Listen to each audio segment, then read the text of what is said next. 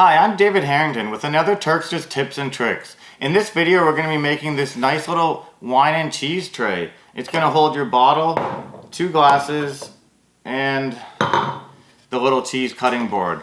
It's a really fun one, takes about an hour. Let's get into it.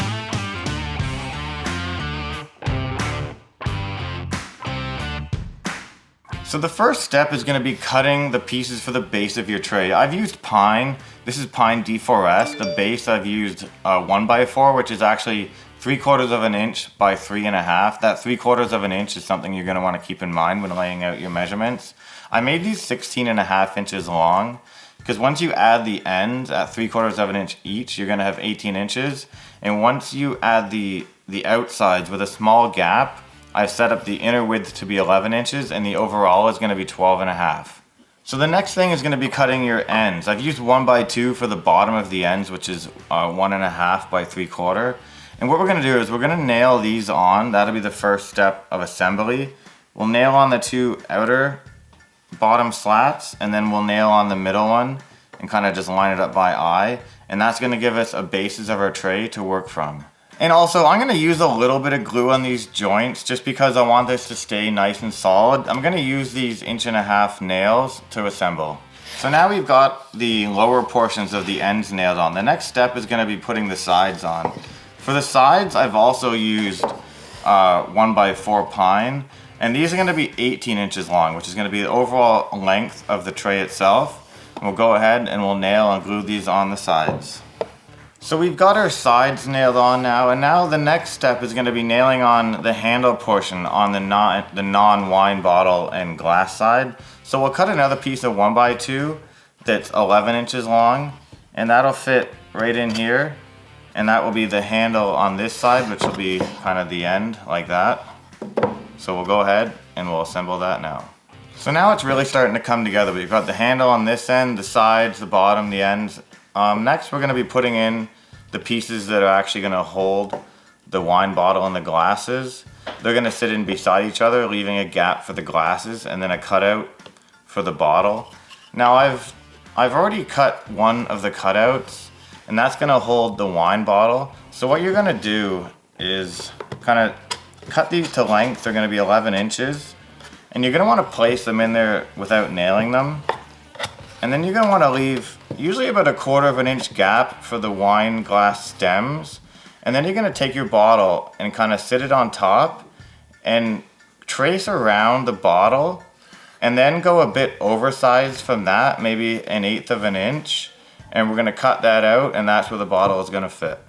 So like I said, I've cut one already and I kind of went for more like a teardrop shape just for a visual effect, and I thought it would be kind of cooler than just a straight circle. But what you're going to do is after you cut one, because it can be a little difficult to cut, and I'll show you how I did that next, but because it can be a bit difficult to cut by hand, is draw one and then trace it so the other side is at least symmetrical to whatever your first side is. If you had a bandsaw, you could do these together and it would be perfect, or 1x1 would be perfect, but by hand, it can be a little more challenging, but I'll show you how I did it. So I've got my line drawn on here. So I'm going to go ahead and start my cut from the top on one side.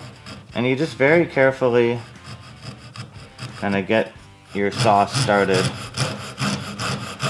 I'm using a coping saw here. They're pretty handy for this kind of stuff. And we'll just follow our line all the way down and around. Now this is definitely going to be the most challenging part of this project. But if you take your time, it's pretty easy, and if you make a few mistakes, if you kind of get it aligned a bit, we're going to sand this later. You could file it as well to make it nice and straight. So we'll just keep cutting around. And when we get to this side though, when we get around to about here, we're going to pull the saw out. And then we're going to start from this side to make sure that top line is nice and straight, but I'll show you that in a second. So like I said, we're just getting up close to the other end, so I'm going to back the saw out again. We'll straighten up the blade here. That's the handy thing about these coping saws, is you can turn the blade to go down and around. And we'll start from this side to make sure that the top line is going to be nice and straight. And we'll work our way down towards the other part. Now you might want to hang on to this so it doesn't break off and splinter. just work our way right to it. And that'll come off. And then what we're gonna do is sand this out. If it's really bad, you can file it, but it looks pretty good. We'll just sand it. We'll hold the other one up against it when we sand and make them both the same. And then like I said, what we can do is we can clamp them both in the vise together and sand them both at the same time, or file them if need be, and you'll get them both right to be exactly the same. So now that you've got your two pieces cut, what you want to do is place the outer one in. Just kind of, it should hold itself snugly. If not, then you have to hold it. Then get your bottle, whatever kind of wine, or this is champagne, I realize, that you're going to be using most of the time in there. Place the other one beside it, and you kind of just have to hold them by hand, or whatever you got to do to line them up to get it where it's going to hold the bottle not too snugly, just nice like that. You can mark them, and then we can nail these in. And also keep in mind to make sure that you have enough of a groove for the stems of your wine glasses or champagne flutes to fit into. So now that we've got the main tray complete, the bottle fits, the wine glasses or champagne flutes fit, next we're gonna build the little cheese tray that you can build to fit inside. So for that, I've just got 2 pieces of 1x3 pine that are, I believe, 8 inches long, and then 2 pieces of 1x2 pine at 4 1/4 inches long, and those are going to be the feet on the bottom. So there we go, we've got a completed wine and cheese tray. Your glasses fit in there, 2 of them should. Your bottle fits in. We've got the cheese cutting tray, fits inside. This was a really fun one, really purposeful, useful as well. It'll take you about an hour probably. This is a really good one. And if you guys have any questions about this project or any projects you may be working at home, around the house, or anywhere, definitely think about signing up for a free project coach at build-it-better.ca. That's build-it-better.ca.